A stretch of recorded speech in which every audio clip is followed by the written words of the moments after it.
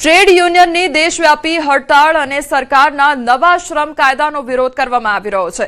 કાયદા માલિકીની તરફેણમાં હોવાનો આક્ષેપ કરવામાં આવી રહ્યો છે। તો રાજ્યના 25,000 બેંક કર્મચારીઓની હડતાળ કરવામાં આવી રહી છે। 4 નવા શ્રમ કાયદા રદ કરવાની માંગ કરવામાં આવી રહી છે। 15,000 કરોડના બેંક વ્યવહારને પણ અસર સર્જાશે। તો આજે તમામ જે બેંક કર્મચારીઓ છે તેમના દ્વારા હડતાળ કરવામાં આવી રહી છે। તો 15,000 કરોડના બેંક વ્યવહારને પણ અસર પહોંચશે।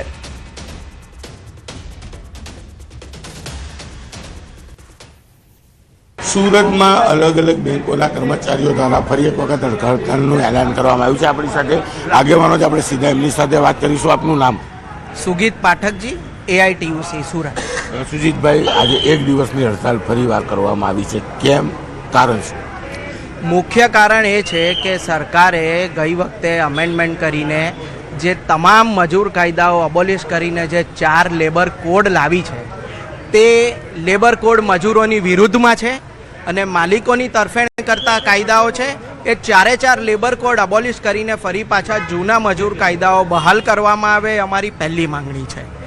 બીજી માંગણી કે જે તમામ જે સેલરી છે તે મિનિમમ 26,000 સુધીની કામદારોને મળવી જોઈએ, પેન્શન। ત્રીજી વસ્તુ કે જે મનરેગાની અંદર જે સરકારે અમેન્ડમેન્ટ કરીને જે નવી યોજના લાગુ કરી છે તે અબોલિશ કરો અને ફરી પાછી મનરેગાની જોગવાઈઓ લાગુ કરો। બિલકુલ કહી શકાય કે 4 લેબર નવા જે કોર્ટ દાખલ કરી છે તેને લઈને વિરોધ ચાલી રહ્યો છે અને આ તમામ વિરોધ વચ્ચે આજે એક દિવસની હડતાળ કરવામાં આવી છે। જો કે આ લેબલ ફરી જૂના લાગુ કરવામાં નહીં આવે તો આ હડતાળ આંદોલનમાં પરિવર્તન થાય તેવી પણ ચીમકી ઉચ્ચારવામાં આવી છે। કેમેરામેન જીગર ગુવલ સાથે કીર્તેશ પટેલ, ન્યૂઝ 18 ગુજરાતી, સુરત। રાજકોટમાં LICના કર્મચારીઓ હડતાળ પર ઉતર્યા છે। તો LICના 40,000 કર્મચારીઓની ઘટને લઈને હડતાળ કરવામાં આવી રહી છે। વર્ગ 3 અને 4ના કર્મચારીઓ જોડાયા છે હડતાળમાં।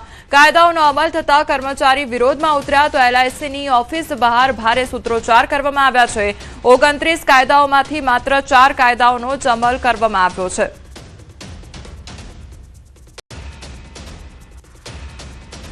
આજે ટ્રેડ યુનિયનની હડતાલ છે ત્યારે દેશભરના બેંક કર્મચારીઓ દ્વારા હડતાલ પાડવામાં આવી રહી છે। ત્યારે રાજકોટના LIC કર્મચારીઓએ પણ જે છે આ હડતાલમાં પોતાનો ટેકો જાહેર કર્યો છે। આપણી સાથે અહીંયા LICના કર્મચારી છે। બેન, આજે આપ હડતાલ પર છો, શું કહેશો? આજે LICના કર્મચારીઓ હડતાલ પર છે એના અનેક કારણો છે, જેમ કે FDI 100%, એટલે કે વિદેશની કંપનીઓને આપણા દેશમાં 100% પોતાની જ રીતે ઇન્સ્યોરન્સ લેવાની છૂટ। જે ઇન્સ્યોરન્સ સેક્ટર છે એ બહુ અગત્યનું સેક્ટર છે જેમાં દેશની જ કંપની હોવી જોઈએ। આપણી બચત છે એ વિદેશમાં જશે અને વિદેશના લોકો આપણા મૂડીના માલિક બનશે। એ સિવાય અમારી ભરતી માટેની એક ડિમાન્ડ છે, જે ખૂબ જ રિટાયરમેન્ટ આવી રહ્યું છે અને છતાં પણ ભરતી નથી થતી, જેથી અમે લોકોને સારી સર્વિસ આપી ન શકીએ એવી હાલત થઈ જાય એવી પરિસ્થિતિ છે। એ સિવાય લેબર કોડ્સ છે 4, જે એ ભ્રામક નીતિ છે। સરકાર એવું જાહેર કરે છે જેનાથી મજૂરોને અથવા તો કર્મચારીઓને ઘણો ફાયદો છે, પણ એ ભ્રામક છે અને એનાથી લોકોને ઘણી મુશ્કેલીઓનો સામનો કરવો પડશે। આ બધી નીતિઓનો વિરોધ કરીએ છીએ।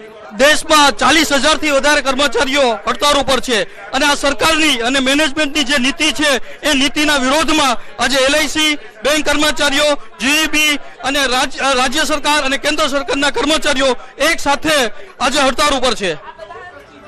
જે છે LICના કર્મચારીઓ છે તેમને પણ બેંક કર્મીઓને પોતાનો ટેકો જાહેર કર્યો છે। ખાસ કરીને જે છે અત્યારે ઉગ્ર વિરોધ પણ સૂત્રોચ્ચાર પણ કરવામાં આવી રહ્યા છે અને પોતાનો રોષ છે તે કર્મચારીઓ વ્યક્ત કરી રહ્યા છે। હાર્દિક જોશી, ન્યૂઝ 18 ગુજરાતી, રાજકોટ। દાહોદ ખાતે સસરાએ પુત્રવધુ પર દુષ્કર્મ આચર્યું છે। કેફી દ્રવ્ય પીવડાવી દુષ્કર્મ આચર્યાનો આરોપ લગાવવામાં આવી રહ્યો છે। તો દુષ્કર્મ બાદ પુત્રવધુ આપઘાતનો પ્રયાસ કર્યો। તો પુત્રવધુ પહેલા માળથી ઝંપલાવી આપઘાતનો પ્રયાસ કર્યો હતો। પુત્રવધુને સારવાર માટે હોસ્પિટલ ખાતે ખસેડવામાં આવી છે। પોલીસે આરોપીની શોધખોળ શરૂ કરી છે।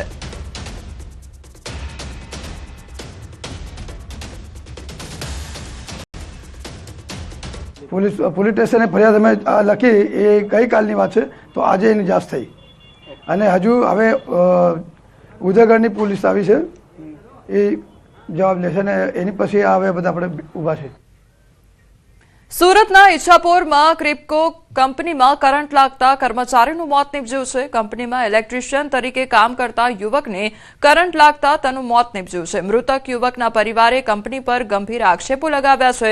કંપની પર બેદરકારી દાખવવાનો આરોપ મૂકવામાં આવ્યો છે. સેફટી સાધનો વગર જ કર્મચારી જોડે ચાલુ ઇલેક્ટ્રિક લાઇન પર કામ કરાવવામાં આવતું હતું. કોઈપણ પ્રકારની સેફટી સાધનો ન અપાતા કર્મચારીને કરંટ લાગતા મોત નીપજ્યું છે. તો એકના એક દીકરાનું મોત થતા પરિવારમાં શોકનો માહોલ છવાયો છે. પરિવારે કંપનીમાં બેદરકારી દાખવનાર જવાબદાર વ્યક્તિઓ સામે કાર્યવાહીની માંગ કરી છે.